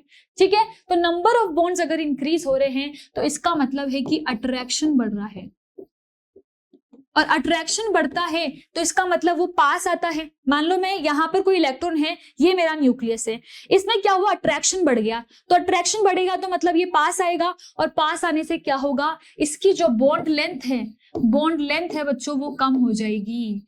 मतलब यहाँ पर ध्यान रखना कि जब भी आप नंबर ऑफ बॉन्ड्स को बढ़ाओगे किसी भी दो एलिमेंट के बीच में तो उसमें अट्रैक्शन बढ़ेगा और साथ ही में बॉन्ड लेंथ कम हो जाएगी। तो बॉन्ड लेंथ सबसे ज्यादा किसकी हो जाएगी, सिंगल बॉन्ड की, फिर डबल बॉन्ड की और फिर ट्रिपल बॉन्ड की। तो इस चीज को याद रखना। ऐसा आप किसी और केस में भी देख सकते हो, मान लो नाइट्रोजन की बात हो रही है, सिंगल बॉन्ड है, डबल बॉन्ड है और ट्रिपल बॉन्ड है, तो ऑर्डर तो सेम ही आ जाएगा, सिंगल बॉन्ड का जो होगा वो क्या हो जाएगा, बॉन्ड लेंथ ज्यादा हो जाएगी। ठीक है, एक और बच्चों यहाँ पर नोट पॉइंट है, ये तो एक फर्स्ट नोट पॉइंट हो गया। सेकंड नोट पॉइंट है यहाँ पर कि जो आपका कोवेलेंट रेडियाई होता है ना, उसमें अपन जो ये डिस्टेंस होती है ना, तो ये जो गैप आ रहा है ना, इस गैप को इंक्लूड नहीं करते, gap is not included, gap को आप इंक्लूड नहीं करते हो, और गैप को इंक्लूड नहीं करते हैं तो यहां से अपन एक चीज लिख सकते हैं कि जो कोवेलेंट रेडियाई है वो किसके बराबर होगी, एटॉमिक रेडियाई के। तो जब भी एटॉमिक रेडियाई निकालना है तो कोवेलेंट रेडियाई से ही निकाल दोगे। कैसे निकाल दोगे, उसकी कोवेलेंट रेडियाई को फाउंड करोगे और एटॉमिक रेडियाई निकल जाएगी। तो ये क्यों होता है, क्योंकि इस गैप को अपन कोवेलेंट रेडियाई में कंसिडर नहीं कर रहे हैं। अभी देखा था, मैंने बताया था, इसको नहीं कर रहे हैं कंसिडर, तो इसका मतलब यहाँ पर क्या होगा, इसको एक बाउंड्री मान लोगे, गैप कंसिडर नहीं हो रहा है तो क्या हो जाएगा, कोवेलेंट रेडियाई एटॉमिक रेडियाई के इक्वल हो जाएगा। तो ये कुछ नोट पॉइंट्स को आपको ध्यान रखना है जब अपन कोवेलेंट रेडियाई की बात करेंगे। तो बच्चों अब नेक्स्ट बात करते हैं अपन मेटेलिक रेडियाई की। मेटेलिक रेडियाई क्या होती है, it is one half of the distance between the nuclei of two adjacent metal atom in the metallic crystal lettuce. मतलब मान लो ये आपका क्रिस्टल लेटिस है, इसके अंदर यहाँ पर ना ऐसे ये जो आपके मेटल्स है वो पड़े हुए हैं, तो जो दो मेटल के बीच में, क्या बोल रहा है ये, दो मेटल के न्यूक्लियाई के बीच में, between the nuclei of two adjacent metal atom, तो ये दो मेटल एटम है, इनके न्यूक्लियाई के बीच की जो रेडियस है उसी को क्या बोल देंगे, सॉरी जो डिस्टेंस है उसी को क्या बोल दोगे आप, ये क्या है आपका मेटेलिक रेडियाई है। तो यहां पर भी मैं सेम चीज लिख सकती हूँ क्या, बिल्कुल लिख सकती हूँ कि यहां से यहां तक, अगर मैं यहां तक बात कर रही हूं तो Rm है और यहां पर बात करूं तो Rm है। ठीक है, तो यहां से भी मैं सेम चीज फाइंड आउट कर सकती हूँ कि अगर मैं डिस्टेंस बात कर रही हूँ मेटल और मेटल के बीच की, न्यूक्लियस की, तो वो क्या है, Rm प्लस Rm है, और यहां से मैं Rm को लिख सकती हूँ Dm/2। तो ये फॉर्मूला यहाँ से मेटेलिक रेडियस के लिए भी सेम होता है। बच्चों यहाँ पर आप अगर चाहो तो किसी एक न्यूक्लियस के लिए, सॉरी एक किसी क्वेश्चन भी ले लेते हैं ताकि आपको क्लियर हो जाए। मान लो मैंने यहाँ पर आपको DCU और Cu दे दी, मेटल की रेडियाई है, और इसकी मेटेलिक रेडियाई की जो यहाँ पर वैल्यू है वो दे दी मैंने 169। ठीक है, और मैं बोल रही हूँ आपको रेडियस निकालनी है, मेटेलिक रेडियस। कैसे निकालोगे, वही सेम चीज फॉर्मूला लगाओगे, यहाँ पर कितना दे रखा है 169/2 करोगे तो कितना आ जाएगा बच्चों आपका, यहाँ पर आ जाएगा 84.5। इस तरीके से निकालनी है फॉर्मूले में पुट करके। तो ये चीज याद रखना कि रेडियस कैसे निकालनी है, Dmm/2 करके। ठीक है, इसके बाद है बच्चों आपका वॉन्डरवॉल रेडियाई। वॉन्डरवॉल रेडियाई एक तो क्या होता है बच्चों, बहुत दो मॉलिक्यूल के बीच की बात हो रही है, एक मॉलिक्यूल जो दो मॉलिक्यूल के बीच में लग रही है वैसे रेडियस की बात हो रही है। It is one half of the internuclear distance, सब में यही लगेगा, between two adjacent atoms in two nearest neighbouring molecule. मतलब ये जो दो मॉलिक्यूल है, मान लो ये दो मॉलिक्यूल है और दो मॉलिक्यूल है, कैसा मॉलिक्यूल है बच्चों, ये मान लो आपका A मॉलिक्यूल है और ये मान लो आपका B मॉलिक्यूल है। ठीक है, तो इस मॉलिक्यूल और इस मॉलिक्यूल के बीच के डिस्टेंस को वॉन डेर वाल बोलेंगे। सबसे पहले अपन ने कोवेलेंट रेडियस बोला, उसमें क्या बोला था अपन ने, एटम के बीच की, ठीक है, दो एटम के बीच की, फिर मेटेलिक में दो मेटल के बीच की, और यहाँ पर क्या बोल रहे हैं, दो मॉलिक्यूल के बीच की। जब अपन बात कर रहे हैं बिटवीन टू मॉलिक्यूल्स, याद रखना टू मॉलिक्यूल्स की बात हो रही है, तो यहाँ पर देखो ये मॉलिक्यूल है, ये मॉलिक्यूल है, और इसके बीच की डिस्टेंस की बात हो रही है। तो अगर मैं पूछूं इन तीनों रेडियस में से सबसे ज्यादा कौन सी सबसे ज्यादा रेडियस है, तो बच्चों वहां से आपका क्लियरली आंसर हो जाएगा कि जब भी रेडियस की बात होगी तो वॉन डेर वाल की सबसे ज्यादा होगी क्योंकि वो मॉलिक्यूल के बीच में है, फिर आपकी किसकी होगी, यहाँ पर मेटेलिक की, और फिर फाइनल आता है आपका कोवेलेंट। तो ये चीज क्या मैं लिख लूं यहाँ पर, बिल्कुल सही है, लिख लेती हूँ। अगर रेडियस की बात हो रही है तो वॉन डेर वाल सबसे पहले आ जाएगा, ठीक है, फिर आ जाएगा आपका रेडियस मेटेलिक का, और देन लास्ट में आ जाएगा, क्योंकि ये एटम्स के बीच में है तो ये किसका आ जाएगा आपका, यहाँ पर जो अपन ने निकाली थी कोवेलेंट रेडियस, ठीक है। तो एटॉमिक रेडिया में भी अगर वो इन तीनों का ऑर्डर पूछ ले तो याद रखना जो कोवेलेंट होता है बच्चों वो लास्ट आता है, और जो आपका वॉन डेर वाल है क्योंकि it is between two molecules, तो मॉलिक्यूल्स तो मतलब इतने दूर भी हो सकते हैं, तो इसीलिए ये वाली जो रेडियस है वो ज्यादा होगी, ठीक है। तो यहां तक एटॉमिक रेडिया अपना कंप्लीट हो चुका है। नेक्स्ट अपन पढ़ने वाले हैं बच्चों आयनिक रेडियस। आयनिक रेडियस क्या होगा, दो आयंस के बीच की रेडियस होगी, नॉर्मल सी बात है। The effective distance from the centre of nucleus of the ion up to which it has the influence in the ionic bond, जो आयनिक बॉन्ड को इन्फ्लुएंस कर रहा है तो उसके बीच के डिस्टेंस को क्या बोल देंगे, आयनिक रेडियस, ठीक है। अब यहाँ पर देखते हैं बच्चों आयनिक रेडियस जो होती है ना वो भी आपकी दो टाइप की होती है, क्योंकि केटायंस भी बन सकते हैं तो केटायनिक रेडियस होगी, ठीक है, और क्योंकि एनायंस भी बन सकते हैं तो एनायनिक रेडियस होगी। हो सकता है ना भाई, कोई आयन तो आपका पॉजिटिव भी हो सकता है, नेगेटिव भी हो सकता है, तो उन दोनों की डिस्टेंस भी अलग अलग होगी, सॉरी रेडियस भी अलग अलग होगी। तो अगर मैं फर्स्ट बात करूं यहाँ पर केटायनिक रेडियस की, आयनिक में दो तरह से बात होती है, केटायन की रेडियस और एनायन की रेडियस। तो अगर केटायनिक रेडियस की बात हो रही है बच्चों, तो जैसे जैसे पॉजिटिव चार्ज बढ़ेगा, इसको ध्यान रखना है, जैसे जैसे अगर आपका जो पॉजिटिव चार्ज है वो बढ़ेगा तो यहाँ पर जो आपकी केटायनिक रेडियस है वो क्या होगी बच्चों, मतलब कि जो साइज है इसका वो कम हो जाएगा। तो इसका मतलब है कि अगर केटायनिक रेडियस को बढ़ाओगे तो साइज में क्या इन्फ्लुएंस आएगा, साइज कम हो जाएगी, और रेडियस में तो अपन साइज की ही बात करते हैं। तो यहाँ पर जो आपकी आयनिक रेडियस है अगर पॉजिटिव चार्ज ले रहे हो तो वो क्या होगी, कम होती जाएगी। जैसे मान लो मैं अगर यहाँ पर एग्जाम्पल में ले लूं, एक A ले लिया, एक A+ ले लिया, एक A+2 ले लिया और एक A+3 ले लिया, ठीक है। मान लो मैंने यहाँ पर ये रेशो ले लिया, ठीक है। अब मान लो अगर मैं यहाँ बात करूँ तो यहाँ 10/10 का रेशो है, क्योंकि यहाँ पर क्या है, कोई भी आयंस नहीं है, मतलब पॉजिटिव और नेगेटिव का जो रेशो है 10/10 का है, ठीक है। तो इसलिए तो ये न्यूट्रल हो गया। यहाँ पर बात करूंगी तो यहाँ पर 10 है, मगर एक चार्ज कम हो गया, मतलब एक चार्ज कम होने से कितना हो गया, 9 हो गया। फिर अगर यहाँ पर बात करूँ तो ये 8 हो गया, और यहाँ पर बात करूँ तो ये 7 हो गया, मतलब इसका जो रेशो है वो कम होता जा रहा है। तो जो ऑर्डर की बात होगी उस ऑर्डर में क्या हो जाएगा बच्चों, A सबसे ज्यादा, फिर A+, फिर A+2 और फिर आपका A+3। तो ये किसका रेशो हो जाएगा, आपका साइज का रेशो।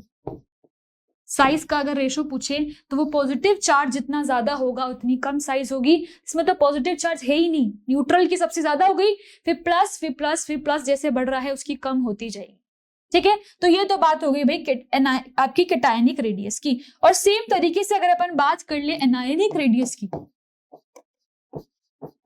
अगर बात हो रही है बच्चों एनायनिक रेडियस की तो क्या होगा, तो इसके बारे में भी डिस्कस कर लेते हैं। भाई एनायनिक रेडियस तो नेगेटिव चार्ज की जो रेडियस है उसकी बात हो रही है, तो जैसे जैसे नेगेटिव चार्ज बढ़ेगा बच्चों, जैसे जैसे नेगेटिव चार्ज को बढ़ाओगे क्या होगा, जो साइज है वो भी बढ़ेगी। यार इसको आप ऐसे समझो ना, बहुत सिंपल सी चीज समझो, इतना कॉम्प्लेक्स में नहीं जाना है। पॉजिटिव चार्ज का मतलब है कि मान लो अगर ये न्यूक्लियस है और इसमें दो इलेक्ट्रॉन्स थे, एक इस सेल में थे और एक दूसरी शेल में थे, तो आपने क्या करा, पॉजिटिव का मतलब है कि इस इलेक्ट्रॉन को निकाल दिया, ठीक है, इस इलेक्ट्रॉन को निकाल के क्या कर दिया, आउट कर दिया।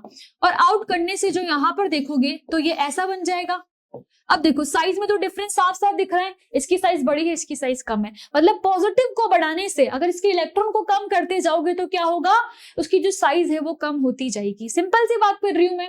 और वही अगर आप नेगेटिव की बात कर रहे हो, मतलब मान लो कोई रेडियस जो थी किसी भी एलिमेंट की वो ऐसी थी, दो शेल थे, दोनों में एक एक इलेक्ट्रॉन था, पर जैसे ही आपने क्या करा, एक इलेक्ट्रॉन को और ऐड करा है, क्योंकि नेगेटिव चार्ज का मतलब है नेगेटिव चार्ज को ऐड करना, मतलब इलेक्ट्रॉन को ऐड करना। तो इसकी जो रेडियस है उसमें पहले ये वाली शेल थी, फिर एक और शेल थी, और अब क्या हो गई, एक और शेल ऐड हो गई। तो रेडियस क्या हो रही है बच्चों, बढ़ती जा रही है। तो नेगेटिव चार्ज बढ़ाने से क्या होगा, जो साइज है, किसी भी एटम की बात करें तो साइज क्या हो रही है, यहाँ छोटी है यहाँ बड़ी है, मतलब साइज इंक्रीज हो रही है।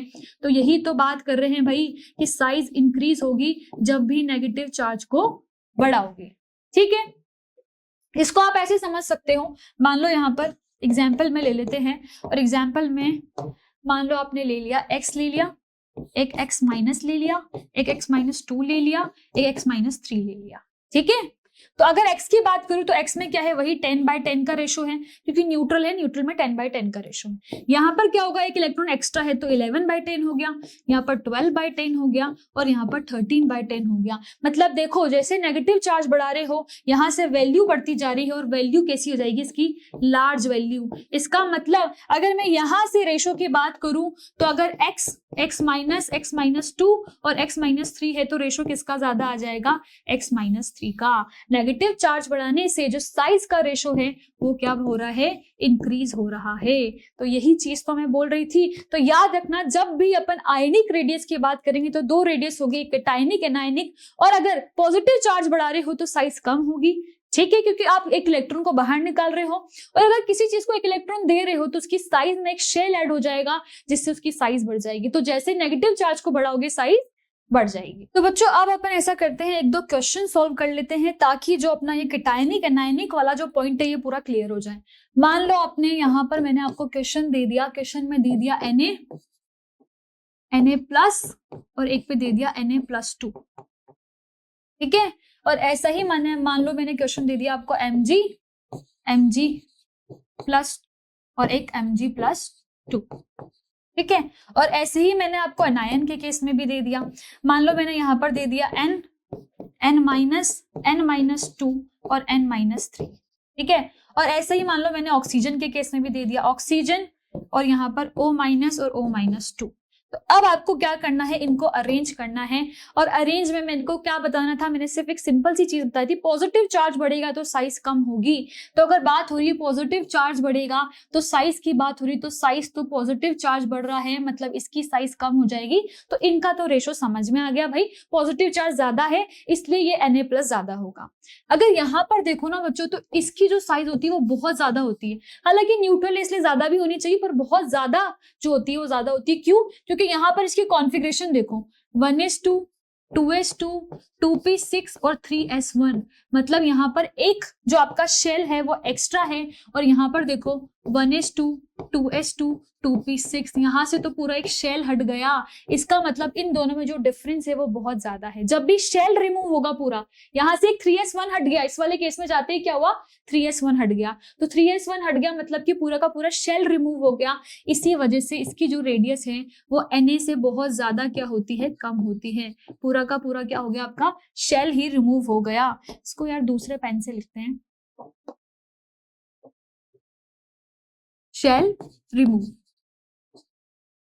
ठीक है, सेम अगर अपन यहां पर बात कर रहे हैं सेकंड केस में, तो क्या होगा, वही चीज होगी, Mg+ और Mg+ में क्या होगा, प्लस चार्ज बढ़ रहा है, तो प्लस चार्ज बढ़ने से क्या होगा, इसकी जो साइज है वो कम हो जाएगी। तो यहाँ पर रेशो किसका देख रहे हैं अपन, साइज का यहाँ पर ऑर्डर है। ठीक है, साइज का ऑर्डर देख रहे हैं भाई, तो साइज के ऑर्डर में Mg+ वही सेम चीज है और ये हो जाएगा। मगर यहाँ पर भी क्या होगा बच्चों, एक शेल रिमूव हो जाएगी, जिसकी वजह से ये वाला सबसे ज्यादा हो जाएगा।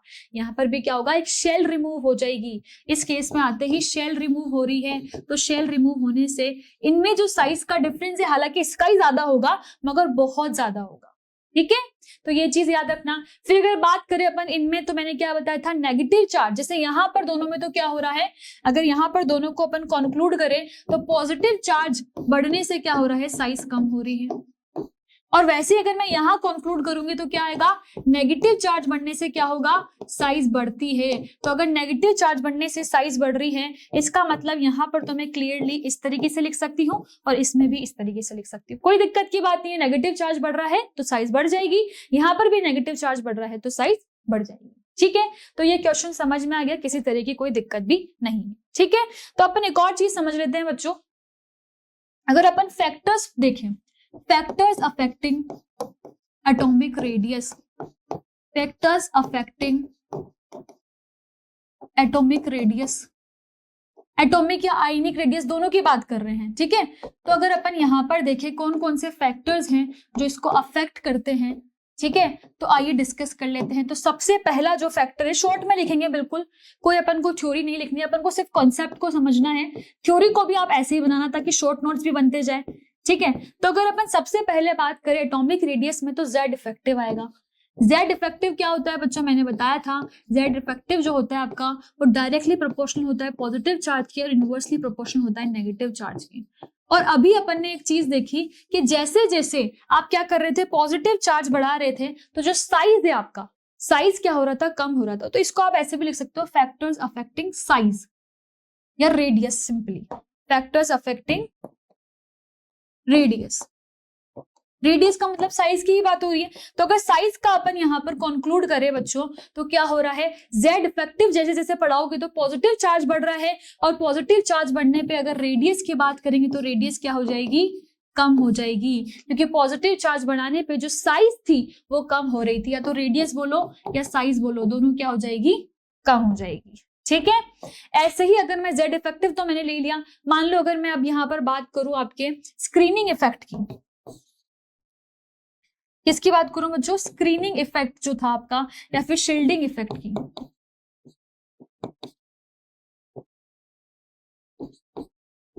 शील्डिंग इफेक्ट को बढ़ाओगे, इसका मतलब आप क्या कर रहे हो, शेल्स को ऐड कर रहे हो, तो यहाँ पर जो साइज है वो भी बढ़ जाएगी। ठीक है, और ऐसे ही एक और चीज यहां से कंक्लूड हो सकती है कि नंबर ऑफ शेल जब इंक्रीज हो रहे हैं, जैसे कि नंबर ऑफ शेल इंक्रीज होने का मतलब क्या है, इलेक्ट्रॉन्स आर बीइंग एडेड। इसका मतलब क्या है बच्चों, इलेक्ट्रॉन्स को ऐड कर रहे हो, और इलेक्ट्रॉन को ऐड कर रहे हो मतलब नेगेटिव चार्ज को बढ़ा रहे हो। और अपन ने देखा था जैसे जैसे नेगेटिव चार्ज बढ़ रहा था, साइज भी क्या हो रही थी, बढ़ रही थी। तो बच्चों इसके बाद आता है आपका बॉन्ड ऑर्डर। बॉन्ड ऑर्डर क्या होता है, बॉन्ड ऑर्डर का मतलब तो आपको पता ही है, number of atoms between, number of bonds sorry between two atoms. तो मैंने अभी बताया था जैसे जैसे नंबर ऑफ बॉन्ड्स बढ़ेगा एटॉमिक रेडियाई में, तो क्या बताया था, एटॉमिक रेडियाई भी बढ़ेगी। मतलब कि एटॉमिक रेडियाई बोलो या साइज बोलो, सेम ही बात है, साइज क्या होगा, बढ़ेगी। तो ये कुछ फैक्टर्स को याद रखना है। जब जेड इफेक्टिव बढ़ेगा तो रेडियस कम होगी, शील्डिंग इफेक्ट बढ़ रहा है, साइज बढ़ रही है, नंबर ऑफ शेल बढ़ रहा है, साइज बढ़ रही है, बॉन्ड ऑर्डर बढ़ रहा है, साइज बढ़ रही है। इसको ऐसे भी याद रख सकते हो, पॉजिटिव चार्ज बढ़ रहा है तो रेडियस कम हो रही है, और नेगेटिव चार्ज बढ़ रहा है तो रेडियस बढ़ रही है। ठीक है, अब कुछ क्वेश्चंस को सॉल्व करेंगे। तो यार यहाँ पर सबसे पहला क्वेश्चन है, the atom having the valence shell electronic configuration 4s2 4p2 would be in. तो ये मैंने कल भी बताया था कि जब भी आपको बच्चों किसी भी, किसकी बात कर रहे हैं यहाँ पर, द एटम वुड बी इन, मतलब पीरियड और ग्रुप दोनों की बात हो रही है। तो पीरियड के लिए मैंने बताया था कि पीरियड के लिए क्या देखना है, जो लार्जेस्ट आपके पास प्रिंसिपल क्वांटम नंबर है। ठीक है, जो भी आपका लार्जेस्ट प्रिंसिपल क्वांटम नंबर है वो देखना है। तो लार्जेस्ट प्रिंसिपल क्वांटम नंबर किसको बोलते हैं, ये जो 4, 3, S जो लिखा रहता है, तो फोर्थ लिखा हुआ है, मतलब ये पीरियड तो फोर्थ में होगा। तो यहां से क्लियर हो गया कि पीरियड तो फोर्थ है भाई, क्योंकि लार्जेस्ट यहाँ पर 4 आ रहा है।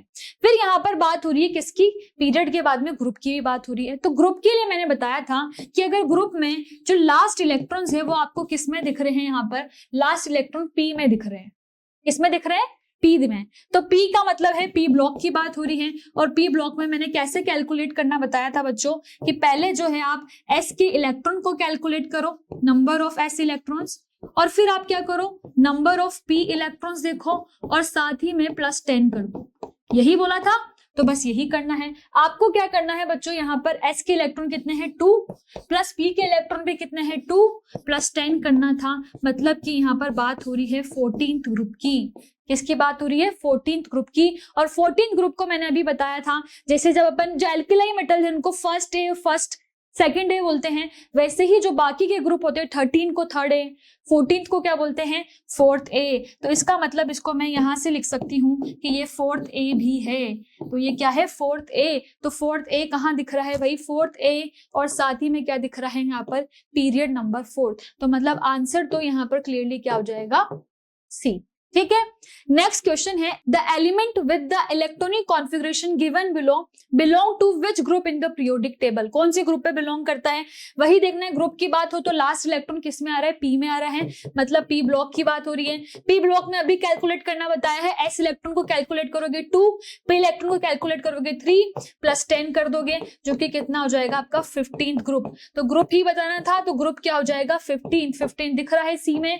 तो आंसर क्लियरली क्या हो जाएगा बच्चों, सी। ठीक है, नेक्स्ट आपका है यहाँ पर, which of the following is smallest in size. इन सब में से कौन सा है जो साइज में स्मॉलेस्ट है। तो साइज में स्मॉलेस्ट में क्या दे रखा है यहाँ पर, Na+2। अच्छा, एक और चीज है, आइसो इलेक्ट्रॉनिक स्पीशीज की बात नहीं करी थी अपन ने, तो ये भी देख लेते हैं। आइसो इलेक्ट्रॉनिक स्पीशीज क्या होती है बच्चों, ऐसी स्पीशीज जिसमें सेम नंबर ऑफ इलेक्ट्रॉन्स हो। कैसी स्पीशीज होती है, सेम नंबर ऑफ इलेक्ट्रॉन्स हो। ठीक है, अब इसके इलेक्ट्रॉन्स काउंट करोगे ना तो सेम नंबर आएगा सबके। देखना अभी Na+ कितने इलेक्ट्रॉन्स हो गए, 10 इलेक्ट्रॉन्स। सोडियम में कितने होते हैं, 11, मगर प्लस लगा दिया तो क्या हो गया, 1 इलेक्ट्रॉन कम हो गया। फिर अगर ऑक्सीजन की बात करें, 8 इलेक्ट्रॉन होते हैं, -2 कर दिया, मतलब यहाँ पर भी 10, 2 इलेक्ट्रॉन्स को ऐड कर दिया। इसमें 7 होते हैं, +3 कर दिया तो 10 इलेक्ट्रॉन्स हो गए। फ्लोरीन में 9 होते हैं, माइनस कर दिया तो यहाँ पर भी 10 इलेक्ट्रॉन्स हो गए। मतलब अगर यहाँ पर इलेक्ट्रॉन का रेशो देखोगे उससे आंसर नहीं आ पाएगा, सारे के सारे इलेक्ट्रॉन्स क्या है, सेम है। तो आइसो इलेक्ट्रॉनिक स्पीशीज में क्या होता है बच्चों, आइसो इलेक्ट्रॉनिक स्पीशीज को नोट और इंपॉर्टेंट पॉइंट भी लिख सकते हो। तो इसमें क्या होता है, आइसो इलेक्ट्रॉनिक स्पीशीज के लिए अगर नेगेटिव चार्ज बढ़ाओगे तो क्या होगा, साइज बढ़ेगा। नेगेटिव चार्ज बढ़ाओगे तो साइज बढ़ेगा। ये होता है आइसो इलेक्ट्रॉनिक स्पीशीज के लिए। और याद रखना बच्चों, बहुत इंपॉर्टेंट है, आइसो इलेक्ट्रॉनिक स्पीशीज वो हमेशा से देगा। क्यों देगा, क्योंकि बच्चे कंफ्यूज होंगे, तो इसीलिए वो आपका आइसो इलेक्ट्रॉनिक स्पीशीज बहुत बार दे सकता है क्वेश्चन में। तो उसमें नेगेटिव चार्ज बढ़ते ही साइज बढ़ानी है। ठीक है, तो नेगेटिव चार्ज वाले तो सारे क्या हो जाएंगे, इनकी साइज तो ज्यादा होगी।